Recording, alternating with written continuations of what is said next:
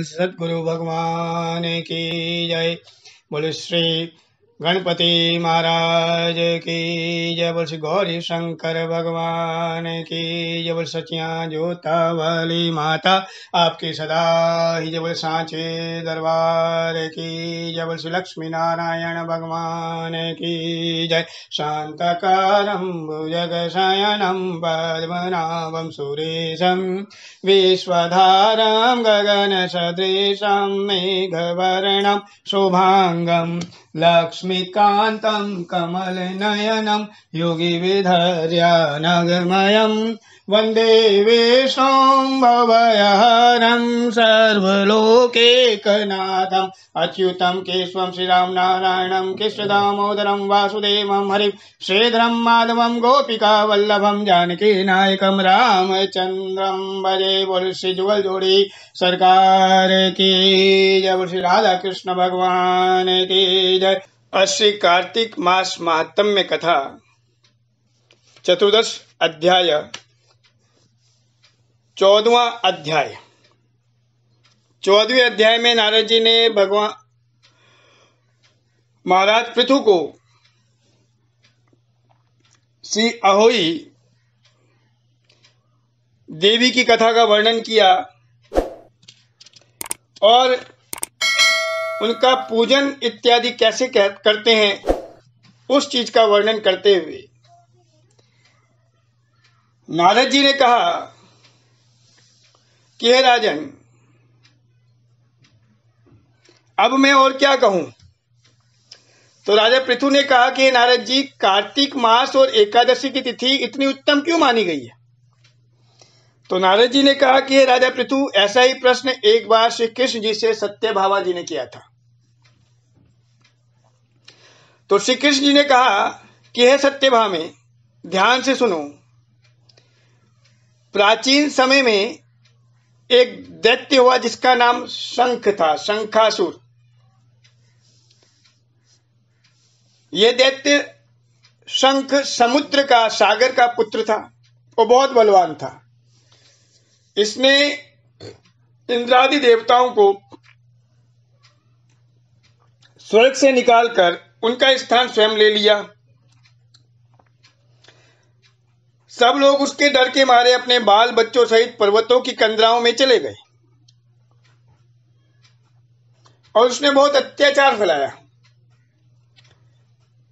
अब उस दैत्य शंख ने सोचा कि मैंने देवताओं का स्थान तो ले लिया, लेकिन उन्हें मैं जीत नहीं पाया।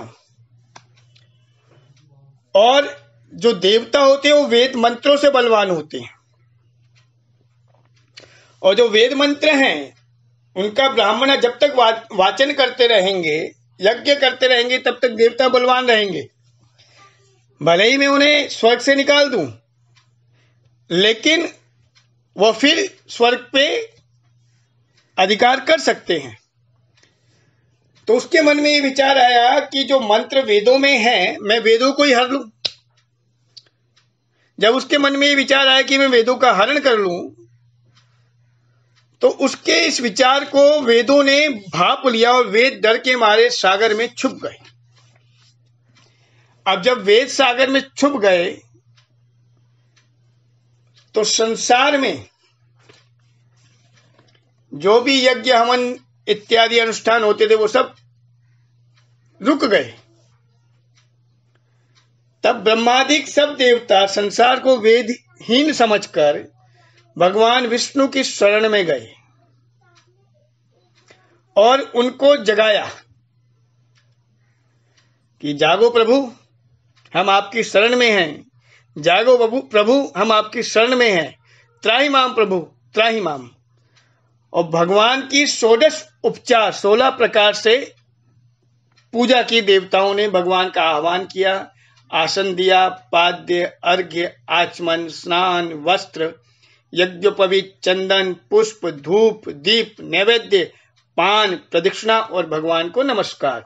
इस प्रकार 16 प्रकार से भगवान का पूजन अर्चन किया। तो भगवान प्रसन्न हुए, उठ गए और भगवान ने कहा कि हे देवताओं, मैं तुम्हारे कार्य को पूर्ण करूंगा। ऐसा कहकर भगवान ने देवताओं को अभय प्रदान किया और कहा कि हम तुमसे अति प्रसन्न हैं और मैं शंख आदि दैत्यों को मारकर चारों वेदों को ले आऊंगा। परंतु आज से वेद बीज मंत्रों सहित कार्तिक मास में जल में रहेंगे। भगवान ने ऐसा वरदान दिया कि कार्तिक मास में जो वेद हैं अपने मंत्रों सहित जल में रहेंगे। अतः कार्तिक मास में जो कोई जल में नियम से स्नान करेगा उसको यज्ञ के फल के समान फल मिलेगा, उसके समस्त विघ्न दूर हो जाएंगे। और आप लोगों ने क्योंकि एकादशी के दिन मुझको जगाया है, तो इस एकादशी को हरि उत्थानी एकादशी या देव उत्थानी एकादशी या देव उठनी एकादशी कहा जाएगा। और यह एकादशी की तिथि मुझे अत्यंत प्रिय होगी। इस प्रकार हे राजा पृथु, भगवान को कार्तिक मास प्रिय हुआ और एकादशी की तिथि प्रिय हुई। अब नारद जी कहते हैं, इतना कहकर भगवान ने मछली का रूप धारण कर लिया, मत्स्य अवतार लिया। बोले मत्स्य अवतार भगवान की जय। और विंध्याचल जी में निवास करने वाले एक ऋषि महाराज कश्यप जी जब स्नान करने नदी पर आए और अपनी अंजुली में जल को भरा सूर्यदेव को अर्घ्य देने के लिए, तो भगवान मछली स्वरूप में उनकी अंजुली में आ गए। अब उनको देखकर कश्यप जी ने उस छोटी सी मछली को अपने कमंडल में डाल लिया।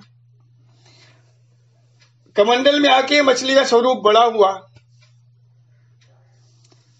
तो उन्होंने घड़े में डाल दिया। घड़े में स्वरूप बड़ा हुआ तो कुएं में छोड़ दिया, कूप के अंदर छोड़ा। अब भगवान धीरे धीरे बढ़ते रहे तो कश्यप जी ने उनको सागर में डाल दिया। जब भगवान सागर में भी बढ़ने लगे, तब मत्स्य अवतार भगवान ने शंखासुर दैत्य को मारकर बद्रीनारायण के आश्रम में आए भगवान, और वहां भगवान प्रतिष्ठित हुए। शंखासुर दैत्य का भगवान ने उद्धार किया। वहां पर बद्रीनारायण जी के आश्रम में जब भगवान प्रतिष्ठित हुए, तो वहां आकर भगवान ने देवताओं से कहा कि हमने शंखासुर को मार दिया है। साथ ही ऋषियों को आज्ञा दी कि आप सब समुद्र में जाएं, वेदों को ढूंढ लें, तब तक हम देवताओं सहित सिर्फ प्रयाग जी में निवास करेंगे। बोले प्रयागराज महाराज की जय। तब सभी ऋषियों ने सागर में से वेदों के 6 अंगों को ढूंढा। 6 अंग: छंद, व्याकरण, कोश, वैदिक, ज्योतिष और स्मृति।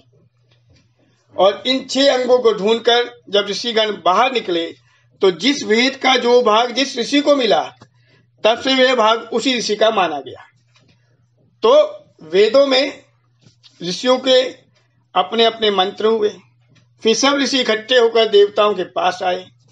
तत्पश्चात ब्रह्मादिक देवताओं ने प्रयागराज जी में अश्वमेध यज्ञ किया।